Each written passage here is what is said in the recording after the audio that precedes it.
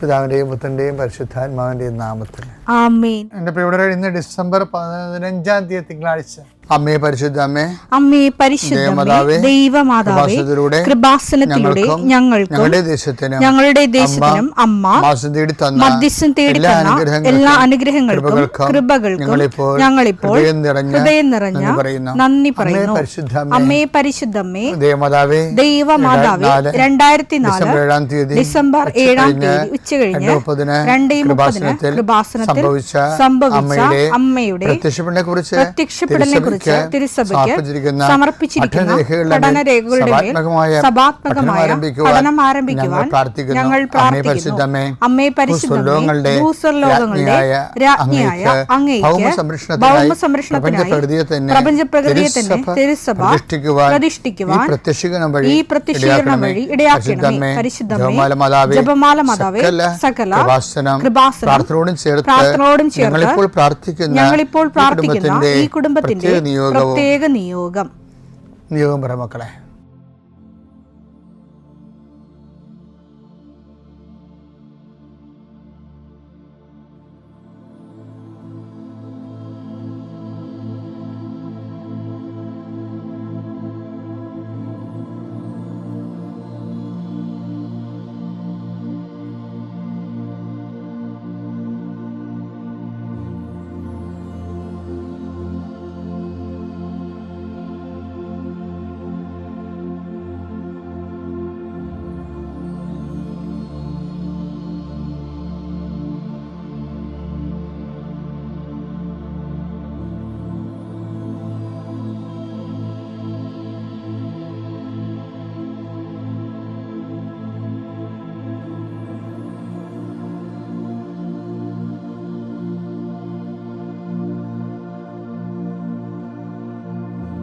അമ്മയുടെ പ്രത്യക്ഷീകരണത്തിന്റെ ഈ അനുഗ്രഹവേളയിൽ ഞങ്ങൾക്ക് സാധിച്ചു തരുവാൻ കനിയണമേ.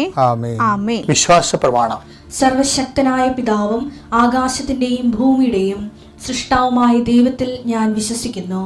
അവിടുത്തെ ഏകപുത്രനും ഞങ്ങളുടെ കർത്താവുമായ ഈശോമിശിഹായിലും ഞാൻ വിശ്വസിക്കുന്നു. ഈ പുത്രൻ പരിശുദ്ധാത്മാവിനാൽ ഗർഭസ്ഥനായി കന്യകാമറിയത്തിൽ നിന്ന് പിറന്ന് പൊന്തിയോസ് പീലാത്തോസിന്റെ കാലത്ത് പീഡകൾ സഹിച്ച് കുരിശിൽ തറയ്ക്കപ്പെട്ട് മരിച്ച് അടക്കപ്പെട്ട് പാതാളങ്ങളിൽ ഇറങ്ങി മരിച്ചവരുടെ ഇടയിൽ നിന്ന് 3-ാം നാൾ ഉയർത്ത് സ്വർഗത്തിലേക്ക് എഴുന്നള്ളി സർവശക്തിയുള്ള പിതാവായ ദൈവത്തിന്റെ വലതുഭാഗത്തിരിക്കുന്നു. അവിടെ നിന്ന് ജീവിക്കുന്നവരെയും മരിച്ചവരെയും വിധിക്കുവാൻ വരുമെന്നും ഞാൻ വിശ്വസിക്കുന്നു. പരിശുദ്ധാത്മാവിലും ഞാൻ വിശ്വസിക്കുന്നു. വിശുദ്ധ കത്തോലിക്കാ സഭയിലും പുണ്യവാന്മാരുടെ ഐക്യത്തിലും പാപങ്ങളുടെ മോചനത്തിലും ശരീരത്തിന്റെ ഉയർപ്പിലും നിത്യമായ ജീവിതത്തിലും ഞാൻ വിശ്വസിക്കുന്നു. ആമേൻ. സുഖസ്ഥനായ ഞങ്ങളുടെ പിതാവേ, അങ്ങയുടെ നാമം പൂജിതമാകണമേ. അങ്ങയുടെ രാജ്യം വരണമേ. അങ്ങയുടെ തിരുമനസ് സ്വർഗത്തിലെ പോലെ ഭൂമിയിലും ആകണമേ. അന്നു വേണ്ടുന്ന ആഹാരം ഇന്ന് ഞങ്ങൾക്ക് തരണമേ. ഞങ്ങളോട് തെറ്റ് ചെയ്യുന്നവരോട് ഞങ്ങൾ ക്ഷമിക്കുന്നത് പോലെ ഞങ്ങളുടെ തെറ്റുകൾ ഞങ്ങളോടും ക്ഷമിക്കണമേ. ഞങ്ങളെ പ്രലോഭനത്തിൽ ഉൾപ്പെടുത്തരുതേ, തിന്മയിൽ ഞങ്ങൾ രക്ഷിക്കണമേ. ആമേൻ. നന്മ നിറഞ്ഞ മറിയമേ, സ്വസ്തി. കർത്താവ് അങ്ങയുടെ കൂടെ സ്ത്രീകളിൽ അങ്ങ് അനുഗ്രഹിക്കപ്പെട്ടവളാകുന്നു. അങ്ങയുടെ ഉദരത്തിൻ ഫലമായി ഈശോ അനുഗ്രഹിക്കപ്പെട്ടവനാകുന്നു.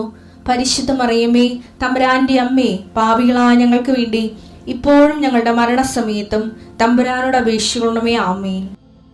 കർത്താവേ, നിന്റെ ഉന്നതമായ നാമത്തിന് സ്തോത്രം ചെയ്യുന്നു. കർത്താവേ, നിന്റെ വിശുദ്ധ പൗരോഹിത്യത്തെ മഹത്വപ്പെടുത്തണമേ.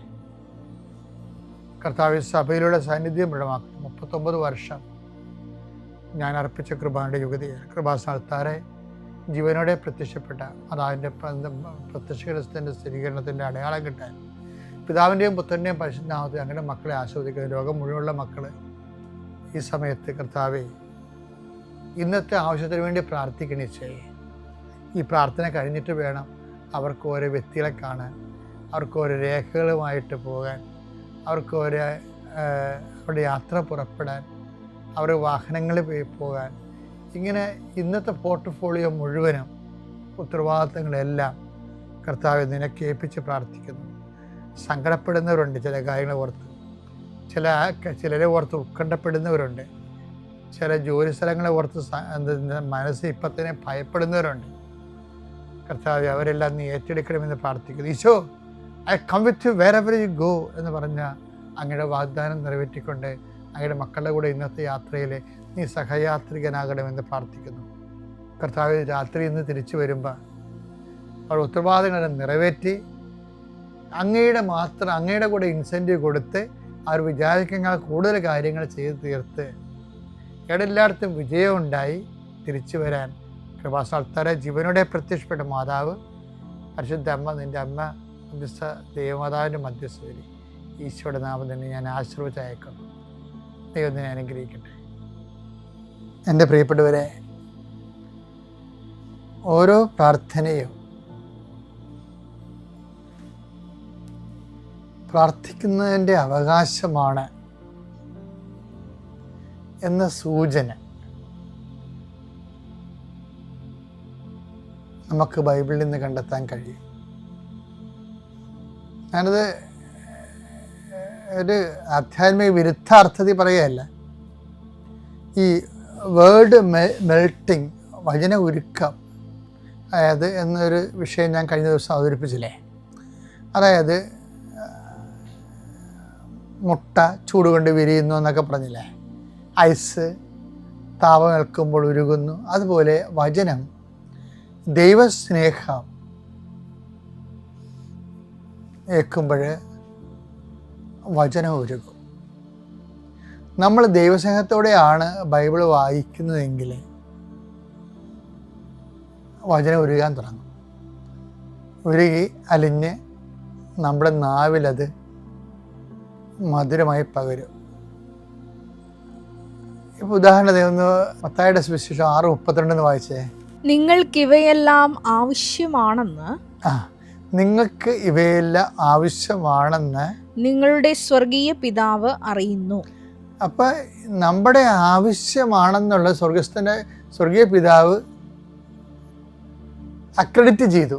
ഇത് നിസ്സാര കാര്യമല്ല.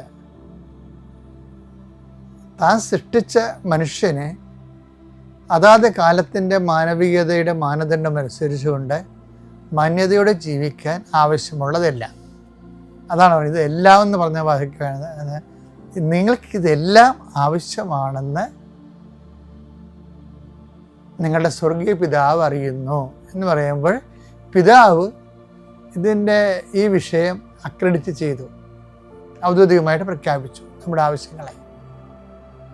അപ്പോൾ എന്ത് പറ്റും? സ്വാഭാവികമായി അത് നമ്മുടെ അവകാശമായി മാറും. പിതാവ് അംഗീകരിച്ചതല്ല നമ്മുടെ അവകാശം. അതിൻ്റെ സൂചന, അതായത് ഈ മക്കൾ എങ്കിൽ അവകാശികളാണ് എന്ന് പറയുന്നത് സെന്റ് പോളൊക്കെ പറയുന്നത് ഈ അർത്ഥത്തിലാണ്. റോമ 8:17 നാം മക്കളെങ്കിൽ അവകാശികളുമാണ് ദൈവത്തിന്റെ അവകാശികളും ക്രിസ്തുവിന്റെ കൂട്ടവകാശികളും. ഇപ്പം നിങ്ങൾക്കിതെല്ലാം ആവശ്യമാണെന്ന് നിങ്ങളുടെ സ്വർഗീയ പിതാവ് അറിയുമെന്ന് പറയുമ്പോൾ പിതാവെന്നവിടെ ഈശോ പറഞ്ഞ സ്ഥിതിക്ക് നമ്മൾ മക്കളായി. മക്കൾ ആണെങ്കിൽ അവകാശികളാണെന്നുള്ളതും ആദിമസഭയുടെ ബോധമാണ്. പൊതുബോധം എന്നൊക്കെ പറയില്ലേ, ആദിമസഭയുടെ പൊതുബോധം. എന്താണ്? അതുകൊണ്ട് തന്നെ നമ്മുടെ ആവശ്യങ്ങളെല്ലാം അവകാശങ്ങളാണ്. ഇനി വരുന്ന ഒരു വെല്ലുവിളിയുണ്ട്. അവകാശങ്ങളെക്കുറിച്ച് പറയുമ്പോൾ അതിൻ്റെ കൂട്ടത്തിൽ നമ്മൾ പറയുന്ന സംഭവമുണ്ട്. എന്താണ്? കടമകൾ. അപ്പോൾ അവകാശങ്ങളെക്കുറിച്ച് നമ്മൾ പറഞ്ഞു കഴിഞ്ഞാൽ സ്വാഭാവികമായ അവകാശം പ്രാപിക്കാൻ വേണ്ടി സ്വാഭാവിക നീതി നമ്മളോട് ആവശ്യപ്പെടുന്നത് എന്താണ്? കടമകളാണ്. കടമകൾ ഏറ്റവും പ്രധാനപ്പെട്ട കടമ എന്താ? 1 Corinthians 9:16 എടുത്തേ. ഞാൻ സുവിശേഷം പ്രസംഗിക്കുന്നെങ്കിൽ അതിലെനിക്ക് അഹംഭാവത്തിന് വകയില്ല. അത് എന്റെ കടമയാണ്. ഞാൻ സുവിശേഷം പ്രസംഗിക്കുന്നില്ലെങ്കിൽ എനിക്ക് എനിക്ക് ദുരിതം. അപ്പം ഇതിൻ്റെ അകത്തൊരു മെയിനായിട്ടുള്ള കടമയെന്ന് പറയുന്നത് സുവിശേഷം ജീവിക്കുക, സുവിശേഷം കൈമാറുക എന്നുള്ളതാണ്. ഈ വിഷയത്തിനാണ് നമ്മൾ പ്രാധാന്യം കൊടുക്കേണ്ടത്. നമ്മളെ ഒരു വ്യക്തി ദൈവാനുഗ്രഹം ഈസിയാക്കാനുള്ള, ലളിതമാക്കാനുള്ള ഏറ്റവും ഒരു നടപടിക്രമം എന്ന് പറയുന്നത് നമ്മുടെ കടമകൾ നമ്മൾ ഭംഗിയായി നിർവഹിച്ച് ദൈവത്തിന് നമ്മളെ സഹായിക്കാൻ പറ്റുന്ന ഒരു സിറ്റുവേഷൻ ക്രിയേറ്റ് ചെയ്യാൻ നോക്കണം. എന്താണ് അത്? അതായത് ഞാൻ സുവിശേഷം പ്രസംഗിക്കുന്നെങ്കിൽ അതിൽ എനിക്ക് അഹംഭാവത്തിന് വകയില്ല. അത് എന്റെ കടമയാണ്. അതായത് എന്റെ വിഷയം വെച്ചാല് ഈ കടമ നമ്മൾ സ്നേഹത്തോടെ നിർവഹിച്ചു കഴിഞ്ഞാൽ, അതായത് സുവിശേഷ വിഹിതമായി ജീവിക്കുക, അത് സുവിശേഷം പ്രഘോഷിക്കുന്നതിനും തുല്യമാണ്. സുവിശേഷം മറ്റുള്ളവർക്ക് കൈമാറുന്നതും സുവിശേഷം പ്രസംഗിക്കുന്നത് തുല്യമാണ്. സത്യം പറഞ്ഞാൽ ഈ വിഷയം ഒന്ന് കറക്റ്റ് ചെയ്താൽ മറ്റുള്ളതെല്ലാം ഓട്ടോമാറ്റിക്കായിട്ട് കറക്റ്റാകും. ഓരോ ദിവസവും ഈ ഡെയിലി ബ്രെഡ് കൂടുന്നവരെ, അതുകൊണ്ട് മെച്ചമുണ്ടാക്കി നിങ്ങൾ വളരാൻ ഉദ്ദേശിക്കുന്നുണ്ടെങ്കിൽ നിങ്ങൾ സുവിശേഷത്തിൻ്റെ പ്രചാരകരായി മാറണം. നിർഭാഗ്യവശാൽ ഇത്രയും സുവിശേഷ വേലകളെല്ലാം നടന്നതിന് ശേഷവും സുവിശേഷം ബോധപൂർവം കൈമാറുന്ന വളരെ 2% കത്തോലിക്കരെ നമ്മൾ കണ്ടെത്താൻ പറ്റുന്നുള്ളൂ. ഇതാണ് സഭയുടെ ഏറ്റവും വലിയൊരു വെല്ലുവിളി. നിങ്ങളെ കൂടുതൽ സുവിശേഷകരുണ്ടാകാനും സുവിശേഷം ജീവിക്കുക എന്നുള്ള ലക്ഷ്യമാകാനും അങ്ങനെ ദൈവത്തിരുസന്നിധിയിൽ അനുഗ്രഹങ്ങൾക്കും അവകാശങ്ങളും യോഗ്യമാകാനും ബോധപൂർവമായ ശ്രമം നമ്മുടെ ഭാഗത്ത് ഉണ്ടാകുന്നതാണ് ഈ പറഞ്ഞതിൻ്റെ ചുരുക്കം. പ്രാർത്ഥിക്കാം. കർത്താവേ, നിന്റെ ഉന്നതമായ നാമത്തിന് സ്തോത്രം ചെയ്യുന്നു. കർത്താവേ, ഞങ്ങളുടെ പ്രാർത്ഥനകള് ഞങ്ങളുടെ അവകാശങ്ങളാണ്. അവകാശം പ്രാപിക്കാൻ കടമ നിർവഹിക്കുന്നതിന്റെ ഭാഗമായി സുവിശേഷ വേല ചെയ്യാനും സുവിശേഷം ജീവിക്കുവാനും സാക്ഷ്യം വഹിക്കുവാനും ഞങ്ങളെ സഹായിക്കണമേ. പിതാവിന്റെയും പുത്രന്റെയും പരിശുദ്ധാത്മാവിന്റെയും നാമത്തിൽ.